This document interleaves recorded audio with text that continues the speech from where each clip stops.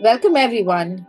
I'm excited to welcome you to this episode of Sunflower Podcast, a podcast exploring all aspects of children's palliative care around the world. Sunflower Podcast is going to bring curiosity, humor, and reflection to the world of palliative care. We're going to explore the joys and challenges of working in this incredible field, including topics related to education, advocacy, self care, service provision, and leadership from around the world. Whether you're a nurse, a counselor, a doctor, a pharmacist, or any another type of healthcare worker, or just someone who's interested in learning more about children's palliative care, then this podcast is for you. I'm one of your hosts, Dr. Kritika Rao, and today I'm joined by Barbara Da Silva from Goa, India. We are speaking with a leader from Goa whose project centered on training and building capacity among community health workers to identify children with palliative care needs early. And we all know that early identification remains one of the biggest challenges in pediatric palliative care within India. Barbara, thank you for joining us. Thank you, Dr. Kritika. Thank you for having me on this podcast. It is really interesting to find out from you about how you have been able to involve community health workers. Could we just know what inspired you to focus on them? So, just to break down, the community health workers in India, they are called the Anganwadi workers. So, the Anganwadi workers are basically associated with the Department of Women and Child, and they are the point of contact for a mother and a child in the rural Goa.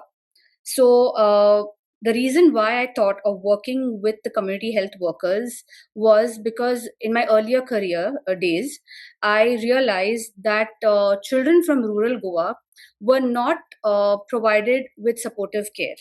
And given our setting, many children with serious or life limiting conditions are not identified early or receive any kind of support or palliative care. Families often reach the tertiary health hospitals very late when the illness has already progressed and the child or the family has endured a lot of distress. So, I wanted to focus on training them so that there is some kind of support that these families in rural Goa receive.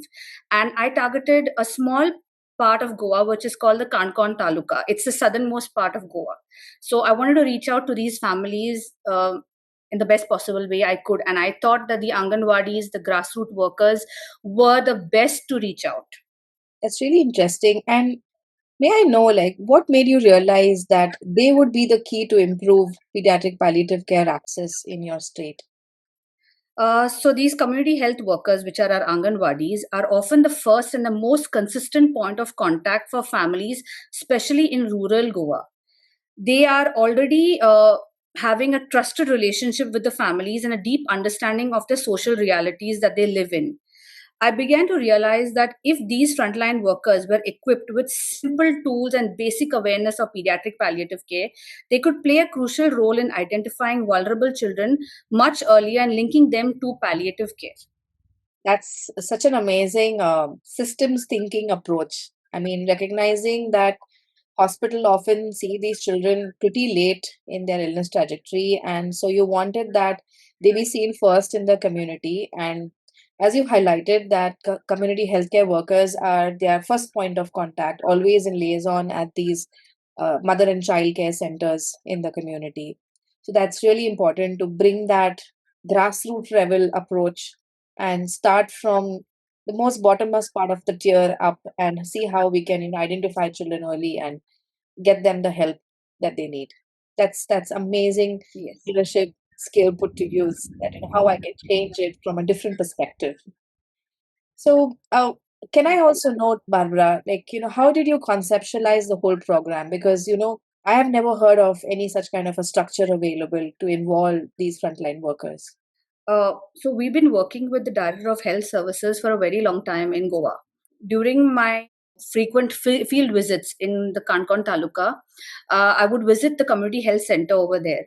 And as I would visit with the patients for a follow up, or maybe to just equip the patient with the community health center, I realized there was a system that was being followed, and the system was such that each community health center has got ANMs under them. That's the auxiliary midwife nurses. So they are like the point of contact for these Anganwadis. So we have the ANMs and we have the Anganwadis under them. So I thought, like, if these two come together, it would be easy for families accessing palliative care and also linkage to children's palliative care. And in order to do that, I had to reach out to two major departments. That was the Director of Health Services and the Department of Women and Child. Through them, I initiated this thing to reach out to the Anganwadis and the ANMs to actually facilitate pediatric palliative care through them. That's so interesting, and also trying to conceptualize in a way by bringing in different stakeholders with different skill sets. So like having a midwife nurse, having the Anganwadi workers who are the community healthcare workers who are in charge of looking at the well-being. That's such a structured way of trying to build a program with people who have good rapport or kind of have an understanding of what's happening within their region, are more in tune or in touch with the people in the community rather than someone in the hospital who would decide what's best at the grassroots level. So that's such a that approach of looking down from a different perspective is such a fresh idea that you just brought in for us. And when you're trying to look at this program and conceptualizing it, I wonder how you managed to teach them about palliative care, or how did you try to get it as simplistic as possible for them to be able to grasp? Are these people who have had any formal training? So these Anganwadis do not have any formal training in pediatric palliative care. They are equipped with basic knowledge. So before I began, I did a small pilot study with a bigger Anganwadi setup, which was in Bardes. That's the North Taluka of Goa. I associated myself with an organization that was already conducting a session with the Anganwadis in North Goa. So I tried a pilot awareness training session with them to see whether my content was appropriate. So during the session, we were given the feedback from the Anganwadis that the content was a little too overwhelming, and we had to simplify it with more pictorials, and it has to be very basic to their understanding, and especially keeping in mind diseases that are seen in that area, rather than throwing jargons at them. The screening approach was developed with the intention of keeping it extremely simple and practical. We reviewed existing palliative care identification tools and frameworks, but many of them were designed for hospitals or required a level of clinical assessment that community workers will not be able to do. So we adapted the concept in a much simpler way of indicators that focus on observable signs, common conditions, and changes in the child's functioning that a community health worker could reasonably identify. I used a pictorial chart wherein it was a flip chart wherein I had the diseases mentioned that are commonly seen in Kankon Taluka to identify a child requiring palliative care, identifying early signs. So we had a checklist made for them. So this actually helped them to identify, screen, and reach out to us early. I mean, that's is so important, like, something that is easily readable, understandable, and that they can refer to. Flip charts, they work fantastic. I mean, for people who are not trained at all in identifying these issues, they're looking at more at the preventive side of, managing a community's health. You bring in that perspective of, just let's try and see whether during those visits, can they even identify someone with needs? And flip charts, pictorial representations, easy words, as you said, not throwing jargons, is so beautiful. I mean, that thought itself is good, because I also see often that people identify more with visual representation of things so that they can identify easily as they see. So it's really important to bring that out. So, more on that, how did you ensure really about that it was culturally as well as practically feasible to involve them into this situation? Because I'm sure that they are overburdened given the size of the population that we have. So the first thing that was told to me when I was granted the permission by the Department of Women and Child was, do not give them extra workload. So that was one very strict indication that I had to work within their time frame and within the workload that they're already doing. So there were 83 Anganwadis in Kankon Taluka, and I managed to do 30 Anganwadis, which was fairly good. It was very simple because they anyways do home visits. They had to just take the screening tool with them and they had to just screen the child. So they're not doing anything extra.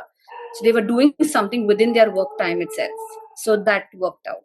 Wow, like 30 Anganwadis, those centers, you managed to do it in this 1 year of your project. That's absolutely incredible achievement on that, I would say. How practical was it really for them to implement this?